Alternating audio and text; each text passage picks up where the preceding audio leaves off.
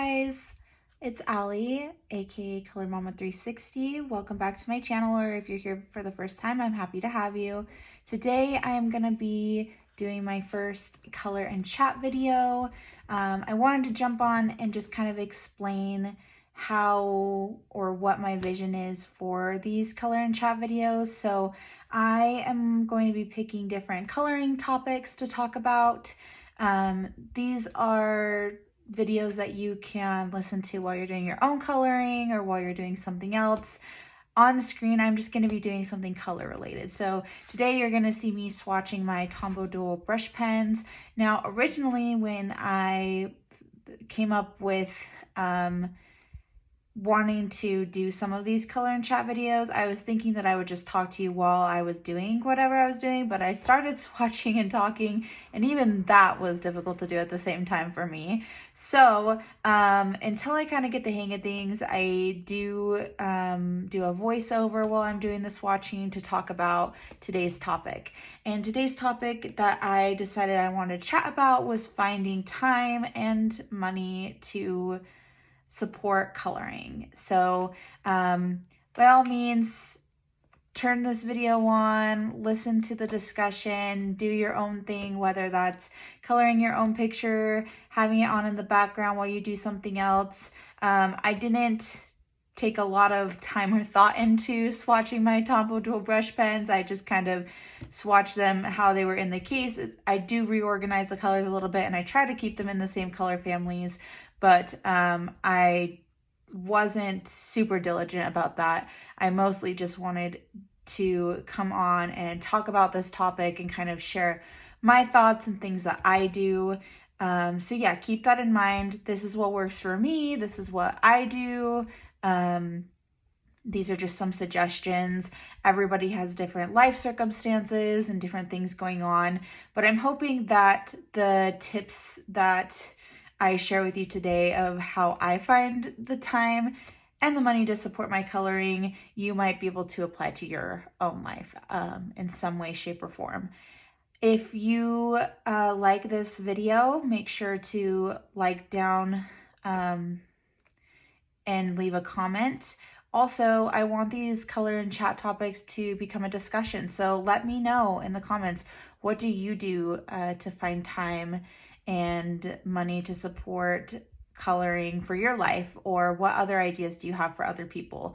Like I said, I want these color and chat videos to just kind of be an informal chat about different topics to start a discussion amongst everybody. So let me know how you like the video and enjoy.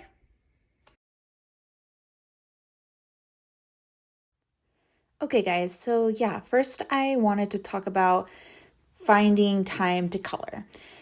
So I want to start by just kind of talking about like how I personally find time to color. So if you don't know, I am a mom. By the time this video comes out, I may also be the mom of two. So yeah, I am pregnant right now. And it was really hard at first to find time when I became a mom to support my coloring. And so there were definitely periods of time where I didn't color for a while. There were periods of time where I was just here and there. But I'm going to just kind of talk about what I've been doing over the last couple months to support my coloring and kind of start my channel and all of that. So right now, I definitely have a hard time sleeping. And so one thing that has been working for me is I get up about 3 hours before my toddler. And those 3 hours are usually completely dedicated to some sort of coloring related thing. So sometimes I just color on my own, work on whatever I'm currently working on. Sometimes I am filming, sometimes I'm editing videos, or prepping for videos if I need to go through and mark pages for something. So those 3 hours are the majority of the time that I spend coloring. And it's pretty early in the morning, so sometimes in my videos you might see a little bit of a glare from the circular light that I use, and that's just because I have absolutely no natural light when I'm filming these videos because it's so early in the morning. So yeah, I would say that the majority of the time, that is when I spend time coloring, and that's what works for me, and that's how I choose to spend my free time. Is I just wake up early and I spend that time doing something coloring related. So I would say that that is the biggest chunk of time for me. Now, there are other times, sometimes when I have a little bit of time to color. I do also work full time, so usually during the day I'm busy working, and then I come home and I'm busy taking care of my daughter. But on the weekends, I do still get up early and have those few hours before she wakes up that I dedicate to coloring. Before I got pregnant with my second, I would utilize nap times, bedtimes. Now I'm pretty tired, so I typically utilize those times to sleep. But those are other times that in the past I have chosen to, since that's my free time, I've chosen to use that to color or do something coloring related. Another thing that I will sometimes do is on the weekends, when it's just me and my daughter. She also really likes to be in the room where I color or color herself. She has a couple of coloring books as well, and so she definitely will recognize like what I'm doing if I am coloring, and she wants to join in as well. So sometimes we will sit down for she's a toddler, so usually only like 15 to 20 minutes, and we'll just either color together, or she'll sometimes want to sit down and do a different activity that doesn't really involve another person, or like play with Play-Doh or something like that. And so I will just sit down next to her and work on whatever I have to work on. I would say that that's a little bit more rare and obviously not as long. But those are times too that I might color or have some time to do some coloring.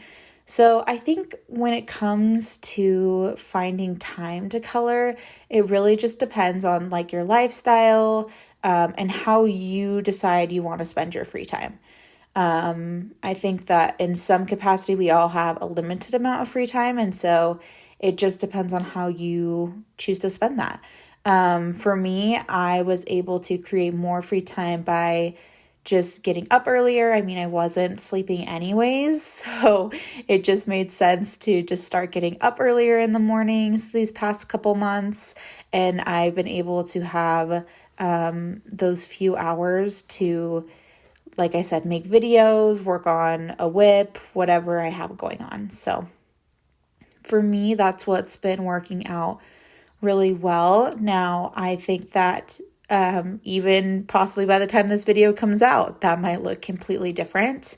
I am trying to kind of batch record some videos so that I can still release videos to you guys while I'm recovering. And so the next month is going to be probably mostly filming in the morning. And then when I have extra time, I will work on whatever work in progress I currently have.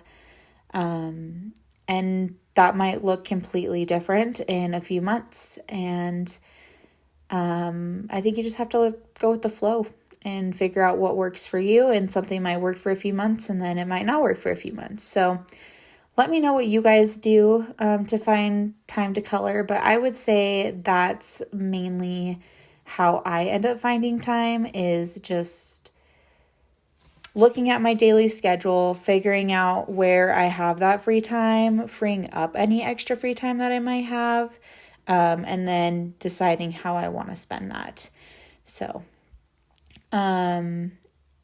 if there's any other tips or tricks you guys have, let me know in the comments. Like I said, I know that for me, the majority of my time is spent being a mom and working. So, but for others, I know there's people that are in school. So I'd love to hear how you guys find time to color. I did not do a lot of coloring when I was in school. It hadn't clicked with me yet, and it wasn't a hobby that I had really picked up on yet. A little bit, but not a ton. So I love for those of you that are in university or going to school or learning some sort of trade, share how you like to find time to color, because others might find that useful for their circumstances. And I know some people also have very busy jobs. So I'd love to hear how you guys find the time to color as well. So share in the comments so that we can all kind of see the different things that people do. Now, the other topic that I want to talk about along with this is finding the money to support coloring. I talked about in one of my other videos a little bit how sometimes I know that I can kind of feel not pressured, but just kind of, I don't know, down a little bit when I see how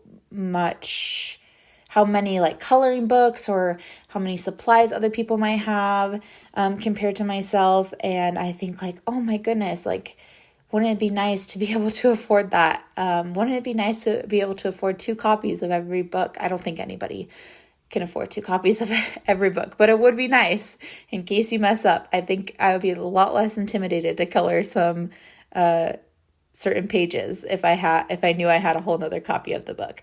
But I did talk about this in another video and just how it can kind of make you feel that way. Like, I wish I had that kind of money to have that many supplies, or I wish I had this, or wanting the latest book or wanting the latest supply can put kind of a weird pressure on some people. I know this is more probably for me. I know other people might not feel this as much, but one thing that I talked about, I believe it was in my summer haul video, and just talking about how I was able to get those books, was I use this app called Fetch.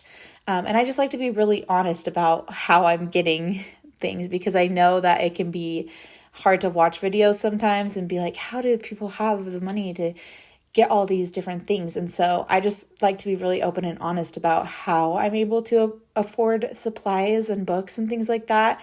And this Fetch app has been a huge part of that the last couple months. And I don't get anything straight from them from talking about it on this video or anything like that. I do have a referral code if you're interested in trying it out. Again, I'm not sure if it's available everywhere or just in the US, but if you use that referral code, you do get points, and it does give me points as well. So just to be really transparent about that. But as far as like the company giving me anything for talking about it, or it's not in any way, shape, or form related to coloring, it's just something that I honestly have been able to use. So Fetch is an app where you, and there's lots of different apps like this out there. This is just the one I use, and this is the one that has been working for me. But it's an app where you can scan your receipts and get points. And you can also play games on your phone and earn points as well. So I would say over the last couple months, I have been able to get enough points to get about, I think, $80 worth of Amazon gift cards. And I actually have some points that I need to cash in soon again. So it will probably end up being close to a little bit over $100 in gift cards by the time this video comes out. And so that's not bad, honestly. And I didn't spend any money in order to get those points or to get those gift cards. It's just from scanning receipts. And then if you buy certain products, sometimes there's like some sort of, I don't know if you would call it a promotion, or you get extra points for buying certain products. So for example, if I'm going to the grocery store this week, I would check that app, and I usually try to just find stuff that I might already be getting, just because we are pretty picky about like what we eat in my household and making sure we eat good quality food and things like that. So I usually try to find things that I would have already gotten or am already getting, and then I might get extra points for that. So when I scan that receipt, I get points for just scanning the receipt, and I get points for that special promotion for certain products, if that makes sense. And then I do also play the games. So the games are probably what has made the biggest difference over the last couple months, because I've been using this app for maybe over a year, maybe even longer than that. But what really started to make the difference and rack up the points was I started playing the games. And so it's just something to do when I, again, have a little bit of extra time, maybe not enough time to color, or I just kind of need a break from coloring. I can go play those games and earn points, and then those points turn into gift cards. So that has been a huge way that I have been able to get a lot of my supplies over the last couple of months.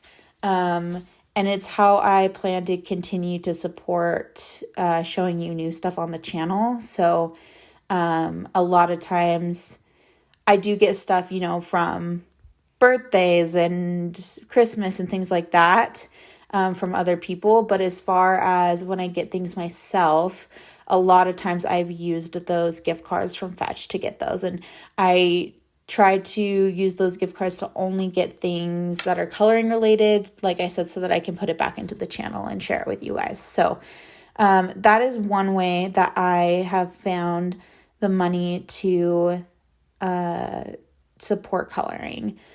The second thing is I really do try to limit buying things.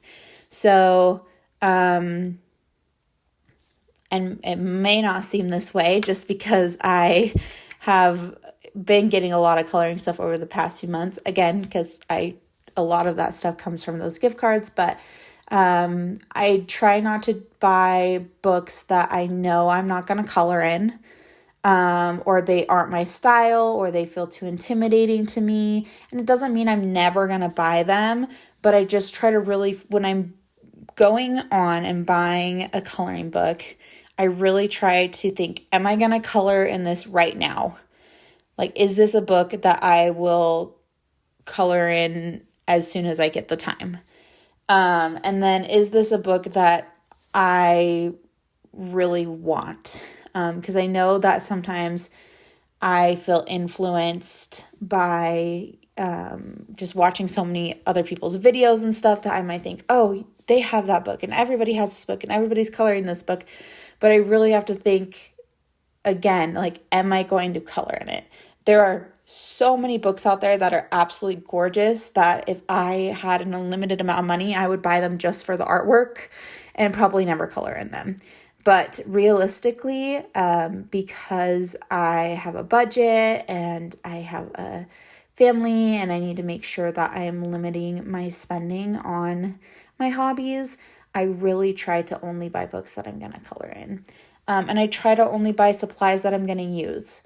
You may have seen in my supply video that some of my most expensive supplies were actually gifted to me by somebody else.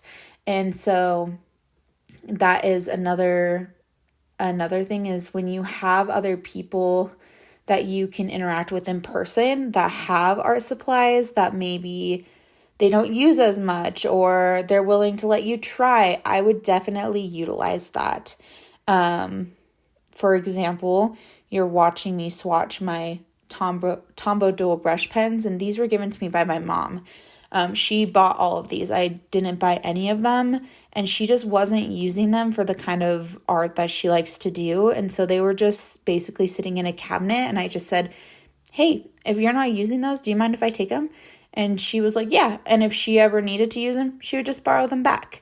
So I think just also tapping into your community and seeing who has what, and if they're willing to share, or if they have stuff that they want to give away, things like that, it can be really helpful as well.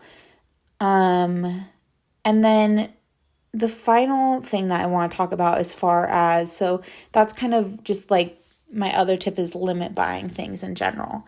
And then my final kind of tip that I do as far as finding money to support coloring is I add stuff to my wish list. So I love watching other people's videos and getting ideas for supplies or books or anything coloring related. And then instead of going like straight to Amazon or straight to whatever art supply art place might have what I just saw in the video, I go and I add it to a wish list. If it's on Amazon, I have an Amazon wish list that I use. If it's off of Amazon, I just have like a list in my notes app that I use. And I will go add it there and then think about it for a little while.